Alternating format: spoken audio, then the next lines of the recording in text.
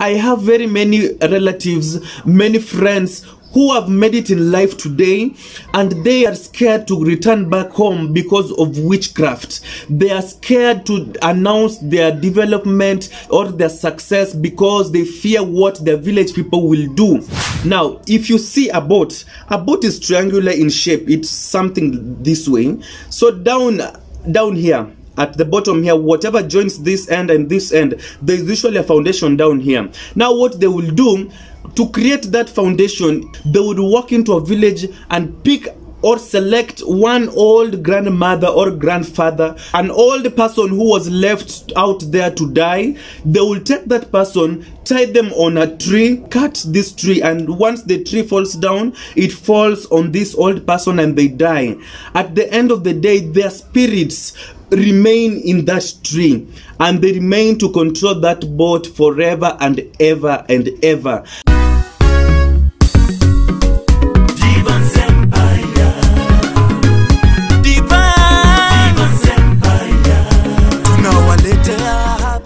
So they say east or west, home is best. But does that say really apply everywhere?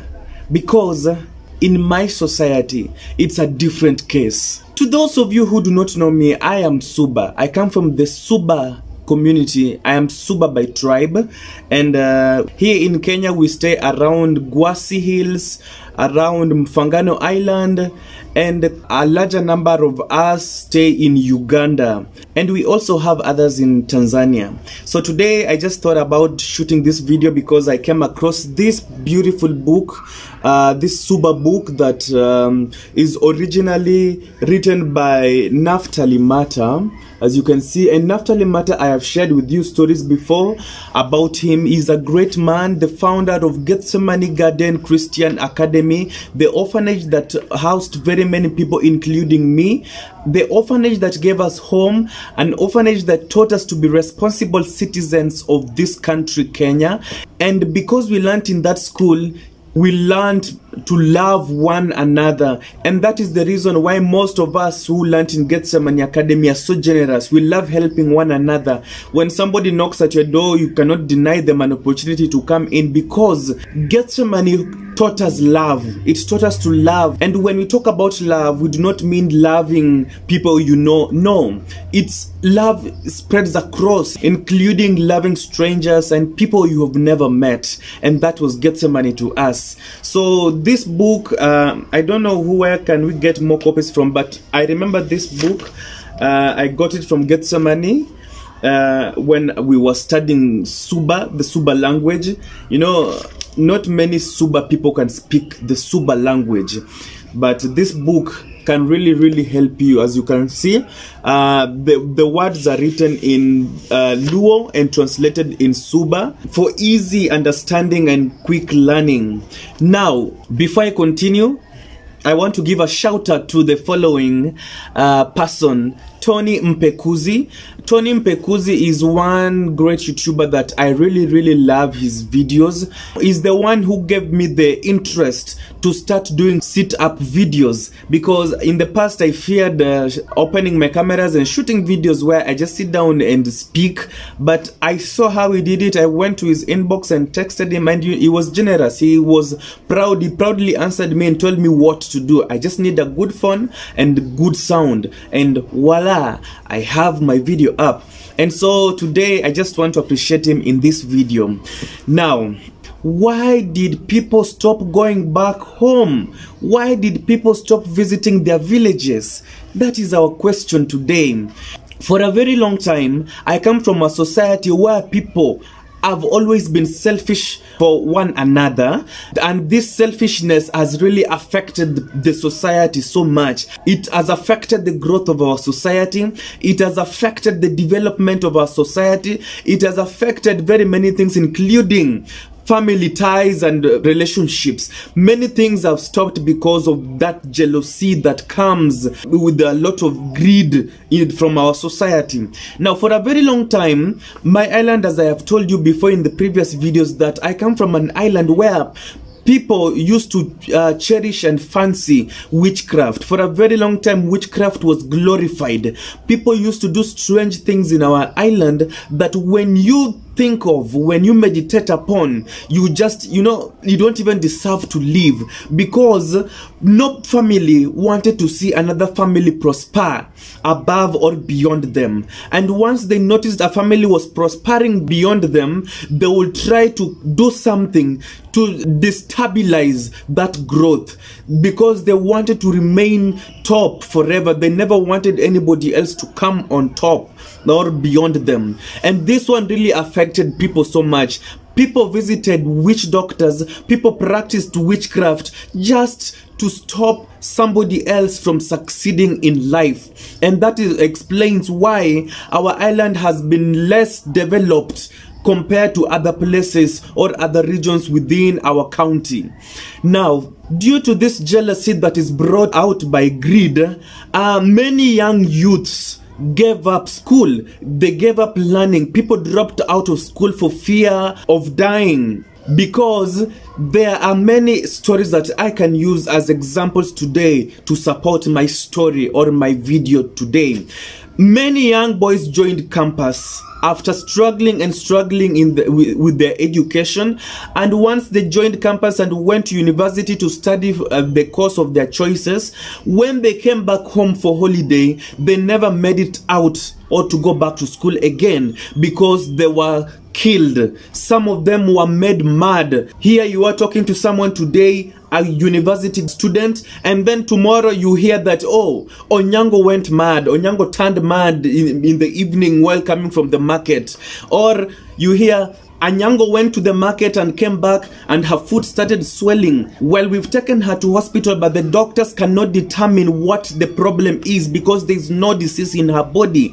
Some people vomited blood out of nowhere. They started vomiting blood, and the following day they died. Many people died in our society, especially those who are going to turn and transform the names of their villages or their homes. And that one has made people fear studying. People dropped out of school. People fear celebrating their success in public. Actually, they usually tell us, even my own mother told me, one day if you make it in life, never return back home, because these people will kill you. These people are not happy about you. Our village people who are supposed to support one another, they are the first people who are trying to pin you down so that you might never make it in life. So that one has affected very many people. I have very many relatives, many friends who have made it in life today, and they are scared to return back home because of witchcraft. They are scared to announce their development or their success because they fear what their village people will do. They are scared of being bewitched. They are scared of going to make developments at home. Most of them prefer developing other areas far away from their home. They prefer sitting a quiet or silent life because they are scared of what people will do to them. Can you imagine that this jealousy or this type of greed has made people stop helping one another? Because there are stories of people who tried helping one another in my community and they gave out money. And instead of this person who was desperate, who needed money, instead of using this money to develop themselves, they took this money to a witch doctor so that they can cause confusion in the life of the person who gave them this money. At the end of the day, the person who gave out the money starts becoming poor. They start experiencing very strange occurrences in their lives. Mara, they lose their job. Tomorrow, they have no money. The following day, money starts getting lost. The next day, they start having quarrels and fights in his house or her house. At the end of the day, they end up being poor and they go back to the village to fish like any other person. So people are scared of helping one another in our society because they fear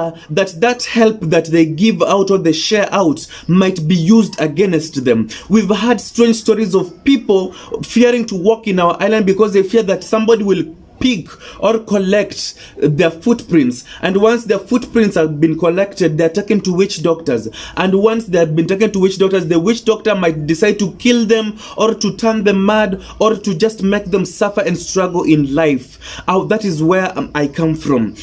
A society that has been overtaken by powers of darkness. You can imagine that I come from a society where some particular people hate development so much that when the government decided to make a ring road in our island, because the road that we were using was so bushy and so squeezed and people were so scared, many things used to happen. People were being murdered in these narrow roads or narrow paths. So the government decided to bring tractors and bulldozers, big machines, to come and pave way and create big paths that even vehicles could run and move freely without any struggle of passing or passage. And you realize these tractors, once they stepped into our island, there were particular places where they could not move at all. Once the engineers drove to that point, they would stop working. That is how serious witchcraft is in my place. And you realize that at those places where the tractors got spoiled, they are less developed. Even if you check the housing structures, you will still find grass-thatched houses in those areas, because people rejected development. People rejected prosperity. So if witchcraft could stop the government from developing a particular area in my society, what about you, your life as a human being? That is how serious it is in my island.